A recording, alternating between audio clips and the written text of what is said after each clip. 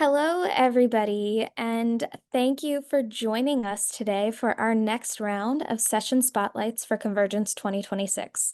This is an opportunity for you to get to know our upcoming leaders, learn about their sessions, and maybe give you a better idea of what you would like to register for during Convergence of 2026.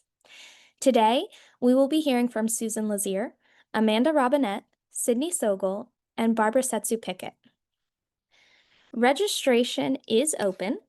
We have got about one more week left for priority registration, which means general registration is going to open up soon on Monday, November 10th. So if you're interested in signing up for classes, tours, or events early, please head online or give us a call and we would be happy to help. As a reminder, Convergence 2026 will be taking place in New Orleans, Louisiana from August 12th through the 16th. You can find a digital copy of the registration booklet online. There, you will find all kinds of information about the different sessions and events taking place, including the marketplace, exhibits, fashion show, keynote speaker, tours, and more. We will be hosting over 100 sessions ranging from 90-minute seminars to 3-day workshops. As we learn more about these sessions today, please put any questions that you have in the Q&A section. This is your time to get answers directly from the instructor.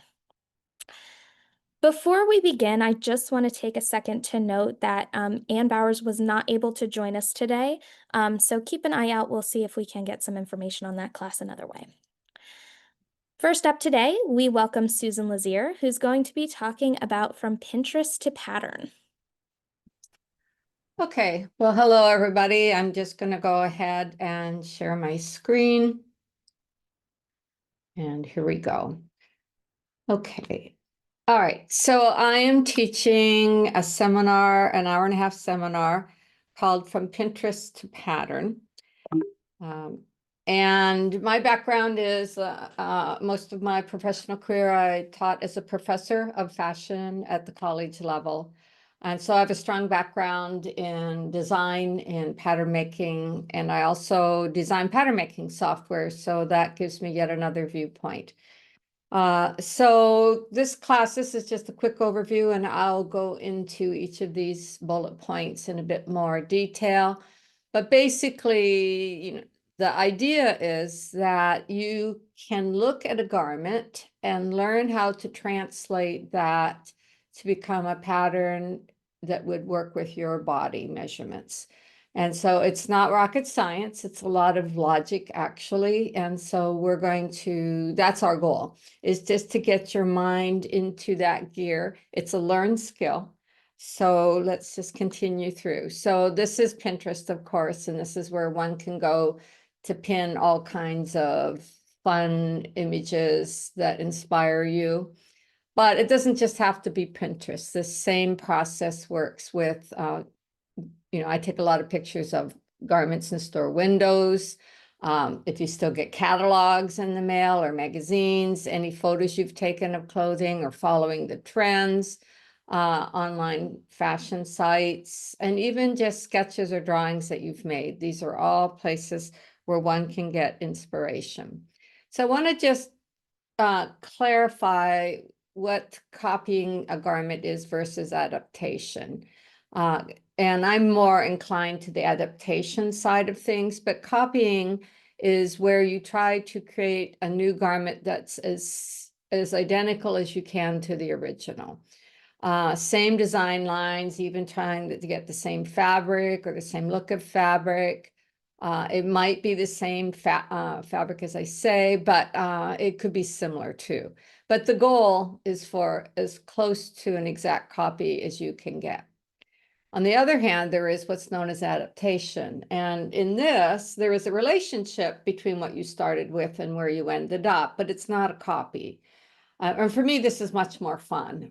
So usually you're choosing some element or elements of design on your inspiration piece and carrying it on from there. But you can change things. You might change the lengths. You might change some of the design details. You might change the fabric.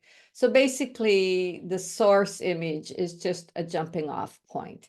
And that to me is more fun and more creative than simply trying to copy. So, there's a whole range between these two. It just kind of depends project to project. So there are certain things that make this process much easier. And one is to have a good sense of some of your body measurements.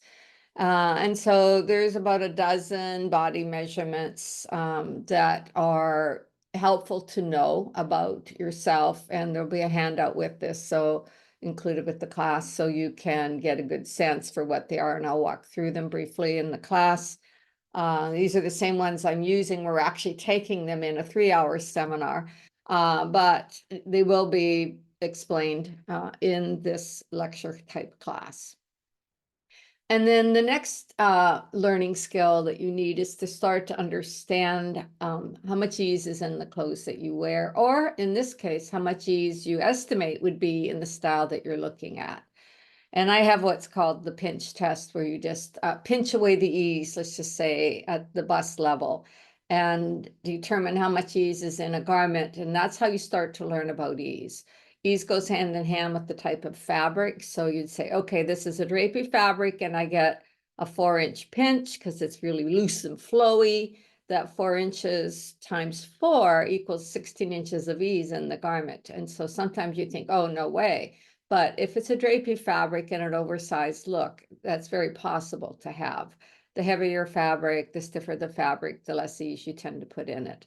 Your closet is a great resource for you to understand how much ease you like in certain styles. So we'll talk more about, how to get that knowledge. Another skill that you can do that helps you become very good at doing this translation from Pinterest to pattern is to start using what I call reference garments. You may have some garments in your closet that you really like how they fit in certain areas. So rather than guess, you would be wise to do some measurements from them. So they'll help you understand certain things about what you like.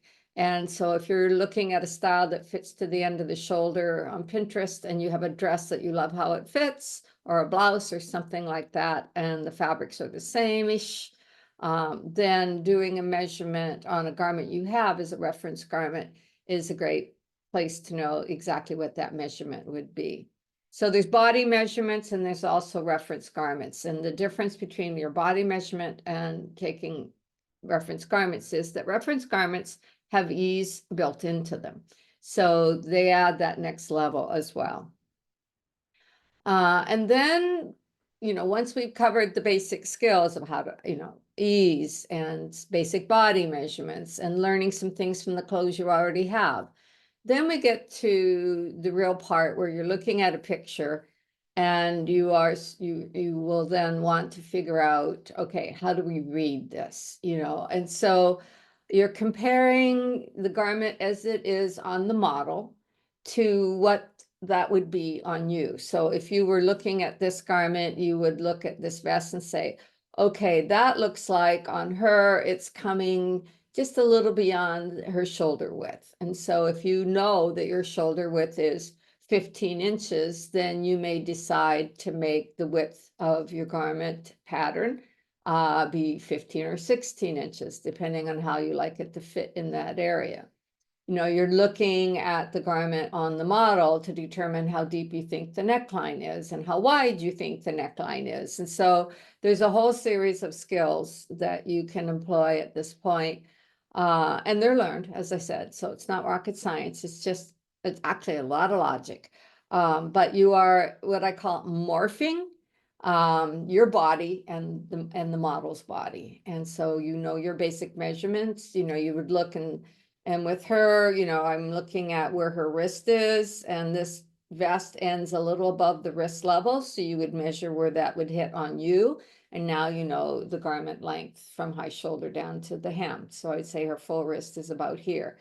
So there's a lot that you can gain. And then you're just going to kind of guesstimate how much ease is in here. And I would say there's quite a bit in this garment. So anyhow, this is it's just learning to observe, analyze, and calculate. That's basically the simplicity of it.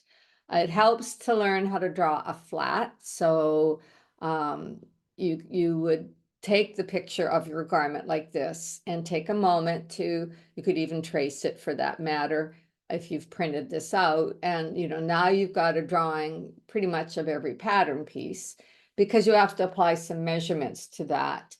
So that when you go to pull from your pattern collection to redesign a pattern, or if you're designing from scratch or using pattern making software, you know where you're heading, how deep the neckline is, how wide the shoulders are, how deep the armhole is. And that's where the value of making what we call a flat, it's just like a schematic of the garment, and you are employing measurements at this stage based on the analysis of what you're doing with the picture. I put this in because this is the back of a Vogue pattern, and this essentially is a flat. It's actually what we would call a float. It's got a little more fluidity built into the illustration. So there's flats, there's floats, and there's illustrations. But you can certainly easily start to apply some measurements to this, just like you can if you draw the flat yourself. So we'll talk about that in the class too. There are no prerequisites. There's no materials fee. I'll hopefully be able to send the handout in advance to everyone through emails. And basically, you just need to come with pencil and paper to take notes. And then what will you leave with? I believe you should have an understanding of the approach that one uses to view a garment and translate it to a pattern for your body. And certainly, you could see the pathway for it. You would have gained knowledge of the interrelationship of observing, analysis, understanding some ease elements, using reference garments, and just basic logic in the process. And then you would understand the role of basic body measurements and reference garments, how they help you in this process of analyzing something and getting numbers out of it. And then the last thing I hope you leave with is that, ta-da, that this process is simpler than you thought. And so you shouldn't be afraid to try it. So my contact is here. Should you have any questions about the class, feel free to ask me questions. I do this a lot. And so, I'll look at something and then, in an hour I have the pattern. So this is very comfortable for me, and I'm pretty comfortable teaching the general process. The first one takes a little longer because you're just getting used to it. But I sit in airports and watch people watch, and I'm analyzing their garments and kind of building a pattern in my head. So for me, it's a game of, like crossword puzzles to other people. But anyhow, so are there any questions? You get lots of good practice in then. Fantastic. Thank you so much for highlighting this class. This seems like a wonderful seminar to jumpstart somebody's learning in designing these garments. So thank you again. That was Susan Lazear talking about From Pinterest to Pattern, which is a 90-minute seminar taking place on Friday, August 14th. Up next, we've got Amanda Robinette, who's going to be talking about the weaving with t-shirts, including making t-shirt yarn in 3 ways class. I'm going to start with sharing my screen if I can.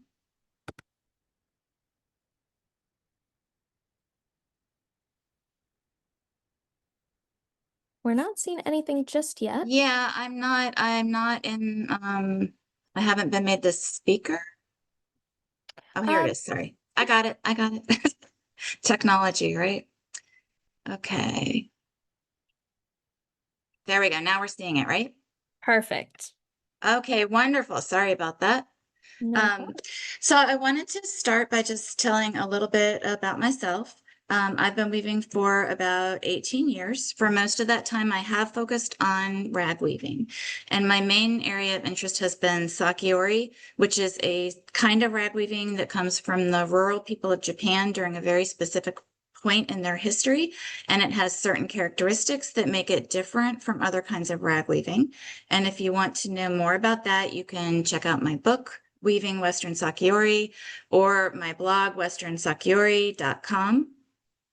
But before I started researching and studying Sakyori, I wove with many different kinds of rags in many kinds of ways, because almost as soon as I learned how to weave, I realized that I wanted to focus on recycled materials and using those in my weaving. So why did I think that that was important? So the question is, can we have too much of a good thing? And Aristotle says, yes, we can definitely have too much of a good thing. But Mae West says, no, we can't have too much of a good thing. Unfortunately, I think that many of the organisms on our Earth, as well as the human beings who live near the areas that are industrialized for the purposes of making textiles, would tend to agree with Aristotle that we can definitely have too much of a good thing. Our clothing consumption has increased. It increased 400% from 2000 to 2020. And then just the year after that, it went up another 20%. So you can see the trajectory that we're on is to just keep making more and more and more, to the tune of over 100 billion apparel items created every year, which is far more than we actually need. So what happens to all of these textiles? So a lot of those things that are being made right now are being made very rapidly and very poorly. And they're being sold very cheaply as fast fashion. And fast fashion is designed to come in and out of the store really quickly, to change the style up. And they're not, these things are not designed to last. So they're made often to only be worn a few times before they're going to start sort of falling apart or having issues where they would need major repairs. So what happens to these clothes after they've been worn a few times and they end up being discarded? And unfortunately, 87% of those materials do end up in the landfill, and only 1% is actually recycled into new garments. There's another percentage that actually ends up getting burned. So the number that is discarded permanently is higher than that. This is obviously a very wasteful process. To make more than we need and then throw it away is incredibly wasteful. So that is why I really wanted to focus on the recycled materials. I am going to stop sharing. Okay. When I started rag weaving, I started out making rag rugs, which a lot of people make. And I was instructed that you should not use knitted fabric in your rag rugs because the material is very stretchy and it's going to mess up your weaving. You're going to have wonky selvages and you're just going to have trouble with it. But when I was shopping for other kinds of rags in the thrift shops, I saw a lot of t-shirts, lots and lots of t-shirts in the thrift shops. And in case you don't know this, between 70 and 90% of the textiles in thrift shops don't get purchased and taken home and used, but end up back into the waste stream. And a lot of people remember a time when we used to take the things that were not sold in the thrift shops and they were bundled and sold to third world countries where they went into the secondhand clothing market and the rag market in those countries. Those countries don't want our textiles anymore. They don't want our used textiles anymore, partially because fast fashion means that those textiles probably aren't in good enough shape to use as secondhand clothing, and also because they have the exact same fast fashion outlets in many of these places that we have. So they can get that clothing very cheaply, just as cheaply as we can. So that doesn't happen anymore. So 70 to 90% of the clothing that doesn't sell at the thrift shops is going into the garbage. And I tell you this because if you're shopping at a thrift shop for rags to use for whatever your purpose is, for rag weaving or other things, don't hesitate to go ahead and buy that item and take it home, even if you think, oh, that's really a beautiful dress. Somebody could buy it and wear it, and I should leave it for them. If you do that, the odds say that it's going to go in the garbage. So if you have something that you can take and use it for, you should do that. That is the most helpful thing. So I saw all these t-shirts in the thrift shops and I knew that they were, many of them, going to go in the garbage, and I wanted to use them in my weaving. And I found that making t-shirt yarn is a way to turn the stretchy knitted fabric into a stable weft that can make good cloth. Because we actually put the fabric in the course of making the t-shirt yarn, we put the fabric through a process that alters its properties and removes most of the stretchiness. because there are different items that we want to make, so if you saw in my first slide, there was a rug, but there was also a placemat that was in a pattern, a twill weave. Because there are these different items that we want to make, and because we want to use as much of the t-shirt as possible, I actually have 3 different ways that I make t-shirt yarn that can sort of serve these different purposes. So I have some of the yarn here. So this is one way to make the yarn, and it makes sort of a single strand of a very smooth t-shirt yarn. And in my first slide, this is what I used for the twill weave, so that the pattern could show up very nicely because this is just kind of a blank slate.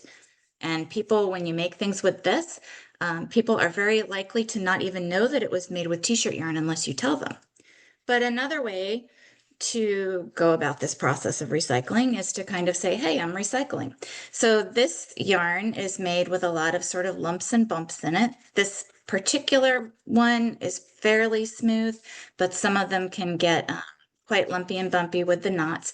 And this is good yarn for making rugs with that you're going to walk on, heavy duty items, things that you don't need to say, set something on and you want it to be level like a trivet or a placemat. So a couple different qualities of yarn that we can get, and different ways of making them. So now I'm just going to tell you a little bit about the workshop. In the workshop, which is just 3 hours, it's not a lot of time, we're mostly going to be learning how to make the t-shirt yarn. There are some helpful things to know about how to weave with the t-shirt yarn, but you will pick that up very quickly, even if you are a newish weaver. It doesn't take long to sort of learn those tips and tricks. T-shirt yarn, especially this smooth kind, is also very suitable for crochet, and you can make baskets and mats and kind of household items out of it. It's unfortunately not very suited for knitting with because it's heavy. Cotton's a really heavy material. It's not very lofty. And so then when you knit it and it becomes a stretchy fabric, now you have something that's not going to hold its shape nicely and it's going to be heavy. So it's kind of a little bit difficult to find the right thing to knit with it and the right way to knit with it. So it's easier for crochet and for weaving. Making t-shirt yarn is really fun. You kind of feel like a kid at summer camp making your t-shirt yarn, but it's very messy. So you're going to want to wear clothes that you can change out of if you're going to go to some events that evening, or bring a nice lint roller to Convergence with you because you will get little bits of fiber all over you. But you will be amazed at how much yarn you can get out of one t-shirt. It's a lot of yarn. So if you're interested in the class, but you absolutely cannot bring a loom to Convergence, you just can't do it, you can come and just learn how to make the t-shirt yarn, and hopefully other people will bring looms and you would be able to pick up the tips and tricks about weaving with it from watching them and maybe taking some photos. But I don't want people to not come if they can't bring a loom, because making the t-shirt yarn is really the main event here. So if you're interested in learning how to make t-shirt yarn, I hope you will join me at Convergence. Awesome. Thank you for sharing so much information there, kind of about the background of the sustainability. That was very interesting to hear about. I do have a couple quick questions about the workshop itself. You talk about, I love that you said folks, they don't have to do the weaving portion if they don't want to, but what should they bring with them to class then? Even if like if they Oh, don't. right. So it'll just be the t-shirt cutting supplies, which are, I think, in the thing you get when you register. But basically, it's going to be a rotary cutter and a mat, scissors, of course, and a cutting guide. If you have a rotary cutter and a mat and a cutting guide to cut our strips with. I will be bringing some other fun things for you to try, like a Fraser rag cutter, but basically that's almost everything you're going to need for it. And the rotary mat, I will be bringing a small one. It's hard to bring a great big one on the plane to Convergence. I'll be bringing a small one, and if that's all you can bring, that's great. And sometimes people can share, so hopefully everybody will have what they need. And the class is listed as intermediate. Can we just touch on quickly what you want folks to already know how to do before they show up? Well, that's just if you're going to weave with it. So I'm not going to teach you how to set up a loom and give you a Mm, pattern, you know, to weave with it. So if you're planning to weave with it, you should have those skills. You should know how to plan your project and set up your loom on your own. But if you just want to learn how to make the t-shirt yarn, you don't, you can be a complete beginner. You can be not a weaver. You could, you know, anything. Anybody can learn how to make t-shirt yarn. that is so helpful. Thank you so much for joining us today and sharing more about this class. Again, that was Amanda Robinette talking about the weaving or not weaving with t-shirt with t-shirts, including making t-shirt yarns three-way. That is a 3-hour seminar taking place on Thursday, August 13th. Up next, we've got Sydney Sogol, who's going to be going over the Weaving for the Future, exploring sustainability trends for weavers. All right. Hello. Very conveniently, right after Amanda, who had some beautiful slides on sustainability. Love it so much. So just a little bit about me, real quick, is that I'm a full-time weaver. I kind of run what I call like mini micro production studio, where I make probably around about 100 to 150 pieces a year right now. So I geared my whole studio and, in essence, weaving career around sustainability, just in a slightly different twist than what Amanda is doing. In that um, I make uh, high-end wearable items, and I work with pretty much only plant-based fibers. And so I'm really into figuring out how to do that, how to run a studio sustainably on both a hobby and professional level, and then kind of even like looking at industrial scale and like what does that entail. So I'm doing a 90-minute lecture. It'll probably be little like 60% lecture, and then the rest of the class lecture will be actually talking about the ideas that I bring forth to you all and how to implement them in your own practice and studios, so that when you are able to leave and go home, you can look at what you have and like kind of view that in a new lens and like how to possibly make some shifts to be more sustainable within your own weaving practice. So I will introduce ideas such as like what's going on sustainably as far as like with each kind of fiber, like what kind of chemicals are used when you're even growing cotton or processing it, or when you raise sheep for wool, like kind of what goes into like that level of actual like fiber production from the very beginning of seed slash very cute little lambs into like what it ends up processing through to become yarn for us as weavers to get into. I'm going to talk about some things that are happening on like both the like US scale and like how that works for like what's happening in the US as far as like fiber trends with sustainability, touch on the ideas of like a lot of the fiber sheds that are popping up all over the country or have been established for a while, and like what projects they're working on and how they're really kind of trying to pull forward this whole concept of reinvigorating the textile industry to be more local and like also educate people as to like, you know, how much overproduction there is and what goes into making clothing, and understand when it's something that's a high quality item, you know, why the pricing is as is, so that people can kind of see the difference between fast fashion and such things like hand wovens. So we'll be talking about that.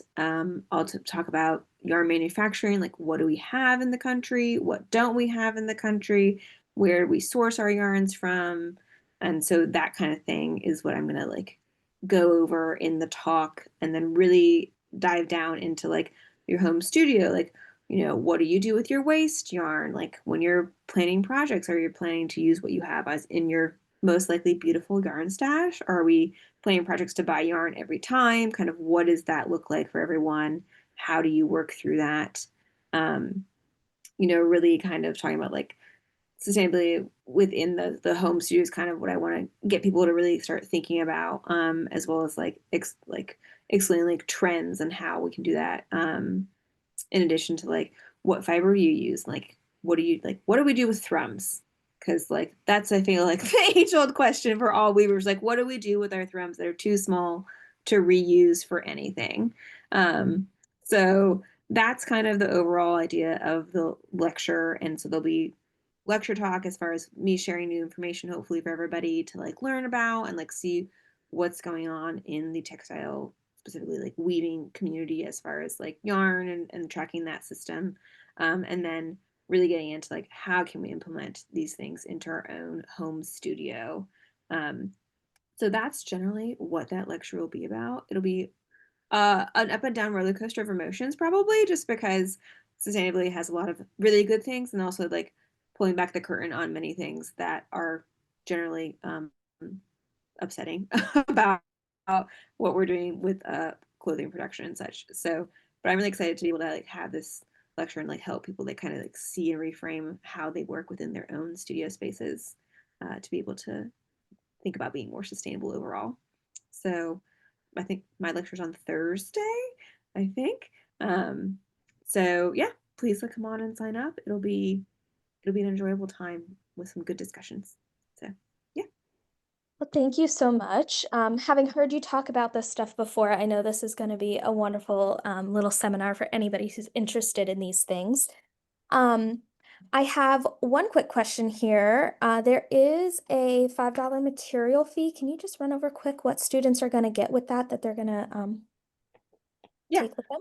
Yeah, so I'm going to compile a bunch of resources into, I'll have both a like document in class and then I'll be able to have it emailed to students that'll talk about like various sourcing materials, various kind of things that are happening in the local levels and things so that, and like programs that I have like textile recycling and things. So it'll be resources that I'll have compiled for people to be able to like get into more as they want to implement things into their own studio or dive deeper into information about that stuff. So like listing fiber sheds that are all over the country and things like that, so that people don't have to spend a ton of time of their own researching. They can just have that as like a great tool in their toolbox.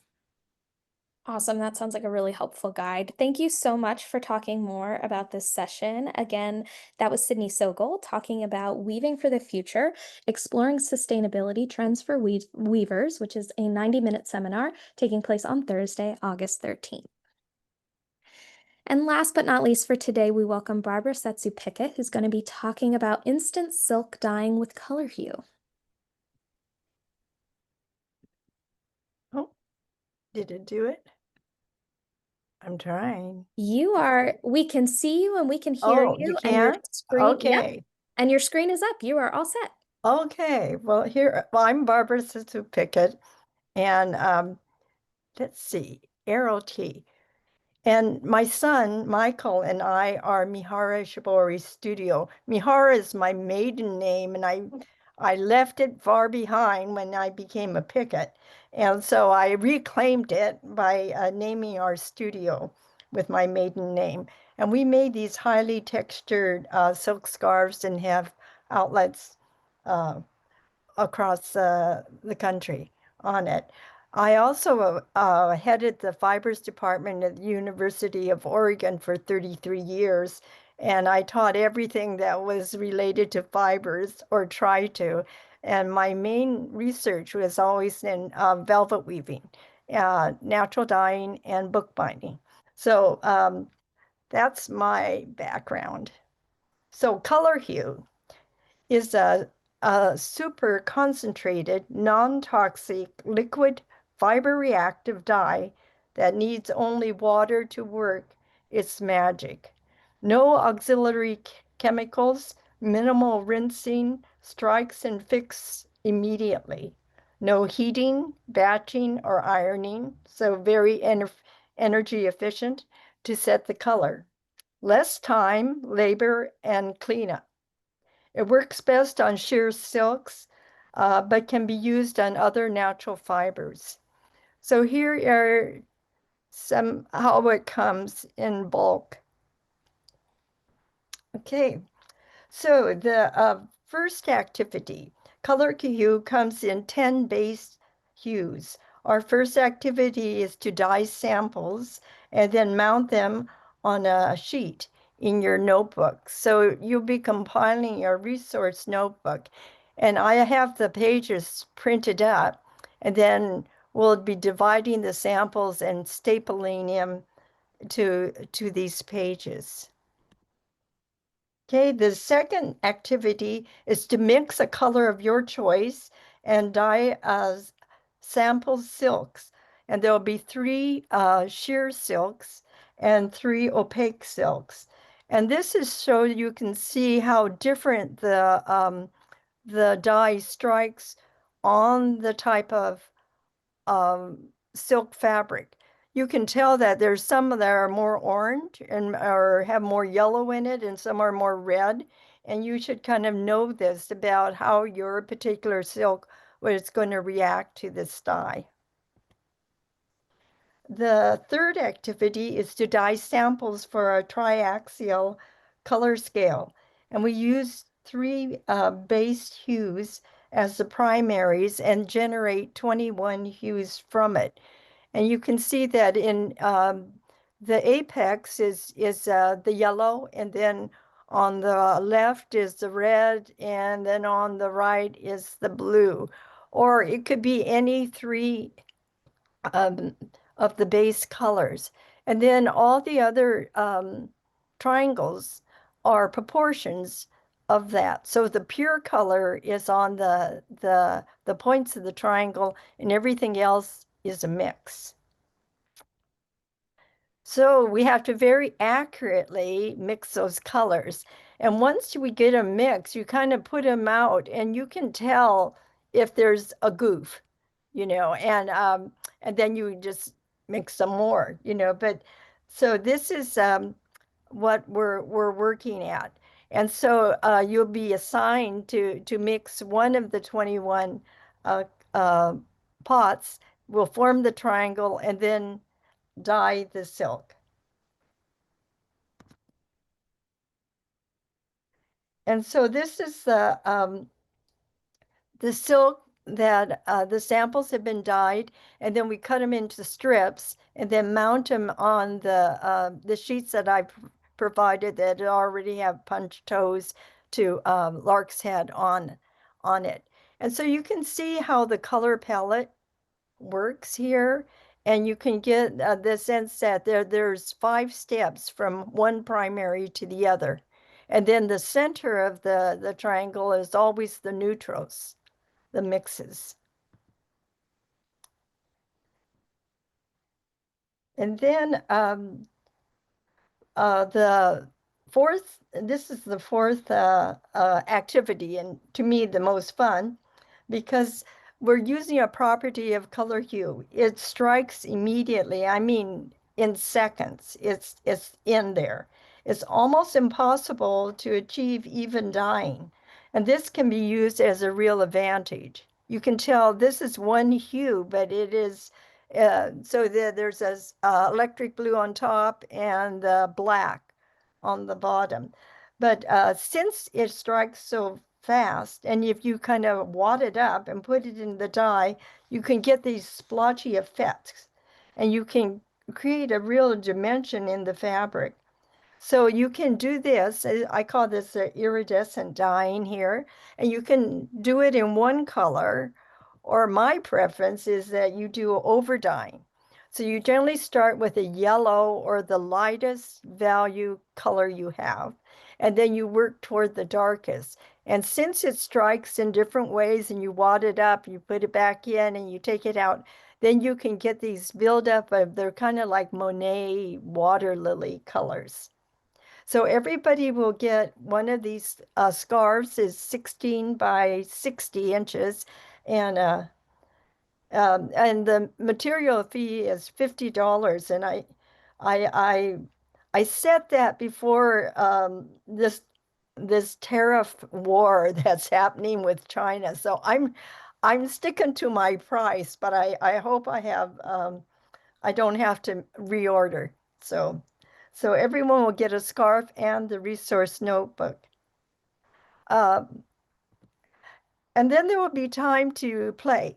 So you can take that Colorhue and actually mix it with shaving cream, and you can then paint it on, rather immersing the silk, and you can use a brush or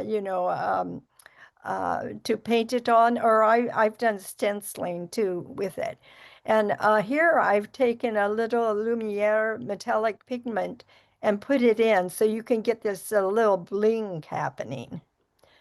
And here are two of the Rashi Shibori pleated silks. This is our Hana shawl that is 1 yard by 3 yards, and it's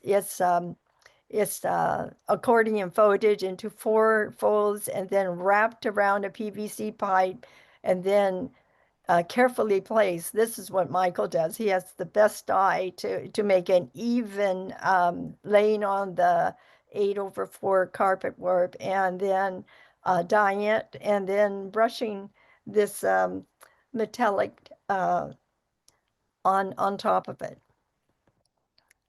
So it's a 1 day workshop, and we'll be busy all day getting these. And so when you go home, you'll have your scarf and your resource notebook. And this is the summary. So those are the 4 activities and the bring list. And you can wear a lab coat or wear old clothes. It takes on natural fibers. So if you come all in polyester, nothing's going to die. So you can you can do it that way too. So there isn't anything that's too much to bring. Old towel, masking tape, plastic bag. That's so that if you take things that are wet, they won't get everything else wet. And rubber gloves that are surgical weight because you want to be able to manipulate. Small scissors and a stapler that has a large enough throat so that you can staple the samples onto the sheet. And a Sharpie pen or any permanent marker. So that's it. Barbara, thank you. That sounds like an exciting class. I'm amazed how you can take a few colors and leave the session with the workshop with an iridescent silk scarf. Very exciting. Thank you. And then there's an optional kit I see that you have available. Oh yeah, you can order Colorhue online, like I think Earth Guild and also Dharma in has it, and Jenny in Texas. Okay, but I'll have some kits there that if you, and I think I'm going to check to see if the vendors, there'll probably be vendors who are having them, because then you won't have to pay the shipping, because, so um, there will be, I mean, I won't have enough for everyone, but, I'll have, like 5 or 7 of those kits that are ready with all 10 hues. And you can buy that. Great. Wonderful. Well, thank you. Again, that was Barbara Setsu Pickett discussing her instant silk dyeing with Colorhue class, which is a 1-day workshop on Friday, August 14th. Find more information on our website, weavespindye.org. Look under the CVG tab and head to Sessions and Leaders to find more information and register for Barbara's class or any of the other ones we discussed. We are offering these live session spotlights every weekday at 1 p.m. Eastern Time until mid-November, and recordings will be available on HGA's YouTube channel. So if you are interested in any other classes, please join us, and I look forward to seeing you there.